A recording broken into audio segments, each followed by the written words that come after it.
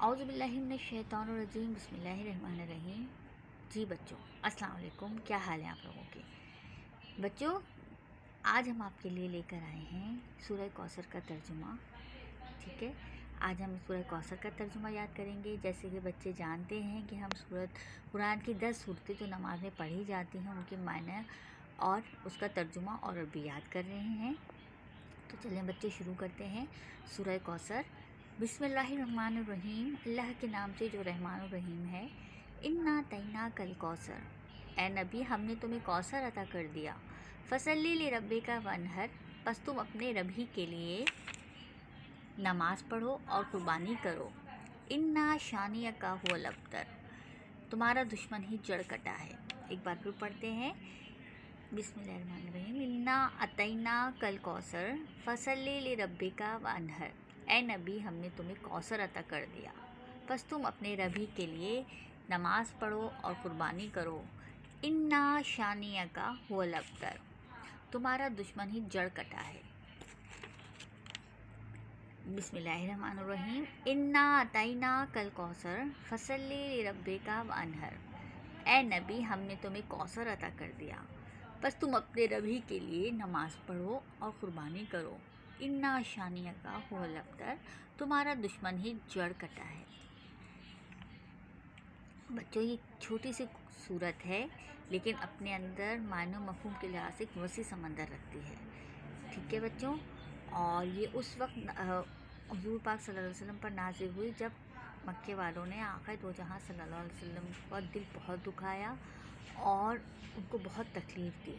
ٹھیک ہے، تو کوثر کے معنی ہمارے استاد محترم ہمیں کثرت کے بتاتے ہیں۔ ویسے ہر علماء نے اس کے الگ الگ معنی بتائے ہیں۔ جب قرآن کے جو بھی الفاظ ہیں وہ اس میں جتنا غور و فکر کریں اس کے بہت زیادہ نہ ختم ہونے والا ایک سلسلہ ہے کہ اس میں ہمیں غور و فکر کرنے سے مزید رہنمائی ملتی ہے اللہ کی طرف سے۔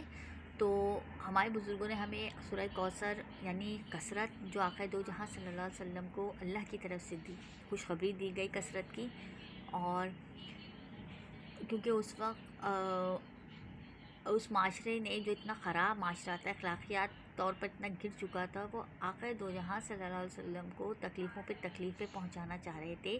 انہوں نے وہ آقا دو جہاں صلی اللہ علیہ وسلم کی اتنی دل آزاری کری اور ایک ابتر کہہ کر پکارا گیا۔ اگر آپ لوگوں نے اس کا پس منظر پڑھا ہوگا تو آپ کے علم میں ہوگا کہ اس وقت جو ابتر کہہ کے تکلیف دی گئی، تو آقا دو جہاں صلی اللہ علیہ وسلم کا اس وقت ہمارے پیارے نبی صلی اللہ علیہ وسلم کو اللہ تعالیٰ نے خاص طور پہ ایک تحفے کے طور پہ صورت عطا فرمائی۔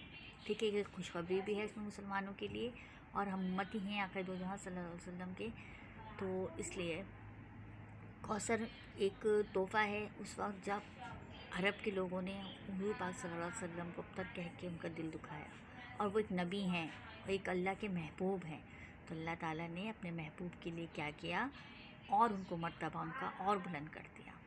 ٹھیک ہے بچوں، تو ایک بار پھر پڑھتے ہیں، آپ اس کو کوشش کرتے ہیں کیونکہ یہ بچپن سے ہی ہمیں یاد کرائی جاتی ہے۔ بچے کو سب سے پہلے یہ صورت یاد کراتی جاتی ہے کیونکہ یہ آسان بھی ہے، مختصر بھی، لیکن میں بار بار کہہ رہی ہوں کہ معنی مفہوم کے لحاظ سے اپنے اندر ایک وسیع سمندر رکھتی ہے علم کا۔ تو پھر بار پڑھ لیتے ہیں، بسم اللہ الرحمن الرحیم، اللہ کے نام سے جو رحمان الرحیم ہے۔ انا اعطیناک الکوثر، اے نبی ہم نے تمہیں کوثر عطا کر دیا۔ فصلی لربک وانحر، بس تم اپنے رب ہی کے لیے نماز قائم کرو اور قربانی کرو۔ انا شانئک هو الابتر، تمہارا دشمن ہی جڑ کٹا ہے۔ ٹھیک ہے بچوں، اس پہ آپ بھی غور کیجیے گا، اور قرآن پاک پہ جتنا غور و فکر کریں گے اس کے معنی اور واضح ہوں گے۔ دیکھیں اس میں بھی اردو کے الفاظ کافی موجود ہیں۔ ٹھیک، فصلی لربک وانحر، انا شانئک هو الابتر۔ ٹھیک ہے، یہاں پہ نماز پر قائم کرنے کی تاکید کی گئی ہے، قربانی کی، اور دشمن جڑ کٹا ہے ہمارا، ان کا جیسے بتایا گیا ہے۔ تو اس پر غور و فکر کریں، انشاءاللہ اللہ تعالیٰ کی طرف سے ہمیں مزید رہنمائی ملے گی۔ ٹھیک ہے بچوں، اپنا بہت خیال رکھیے گا۔ نیکسٹ سورہ کافرون اور اس کے ترجمے کے ساتھ حاضر ہوں گے۔